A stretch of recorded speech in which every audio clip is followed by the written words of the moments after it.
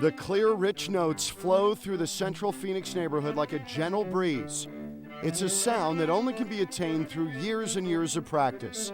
Richard Bach started playing the cello at age 12.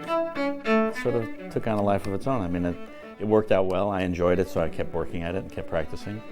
And I just kept doing it. Nobody had to make me practice. I just always enjoyed doing it. Through hard work, determination, and probably some luck, Bach found himself in great demand as a session man in his hometown of New York. Have cello, will travel. You can play, literally, Sinatra at Carnegie Hall at night, play, a bank commercial in the afternoon, and do some, little school gig in the morning. I mean, that's what goes on in New York. In time, playing with Frank Sinatra, it turned into more than just a part-time gig. Bach said the chairman of the board loved the musicians who backed him. He was very loyal, so once he liked you and you got in there, you did all his gigs. So we toured around, I toured all over the United States with him. We went to Rio twice, and that was tremendous fun because those shows were great. In the late 60s, he also helped found the Paul Winter Consort, one of the first American bands to delve into world music. And through the same group of musicians, he and his cello wound up backing up folk singer Tim Hardin at a little get-together known as Woodstock.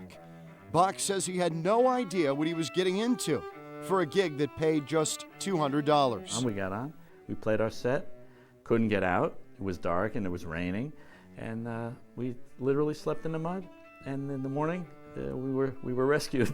And that was it. Back in New York City, Bach was playing in a band with jazz great Dave Brubeck's son, Darius.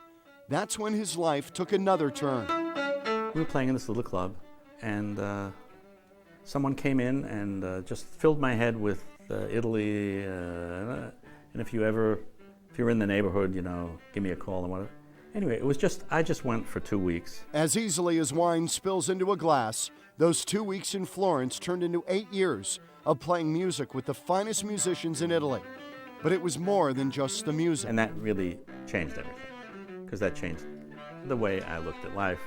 And the Italians, they enjoy themselves, and they really do enjoy it. And it was that time of life. I had food and wine and discovering a new culture. Bach lived in New York for another 2 years after his return from Italy, but he wanted something more, which in reality was something less. He tried out and won a national competition for a spot in the just-forming Phoenix Symphony, and he headed west. 23 years later, he's still a principal cellist in the orchestra. It's a nice bottle. And there we go. But there's another experience from his days in Florence that has followed him back to Phoenix. So guys, what are we in the mood for? It's got very involved in food. And I don't see how, if you live there, you can't avoid it, because everyone's into it. It's their recreation, it's how friends get together, and they really enjoy it. These meals do go on for hours, and it's a whole thing. He now runs Giuseppe's Italian Kitchen on Indian School near 28th Street with a distinctly New York attitude. Hey man, get what you want. Get them both for all I care. 3. If you can find a spot, you can have it. Quarter? Yeah. We're here to make money. Water. Can't win. The Intimate Cafe is tucked in the corner of a strip mall, and it's won many awards for its cuisine. Penne arrabbiata. How was it? Fabulous. I get it every time. Absolutely fabulous. Obviously, you liked it.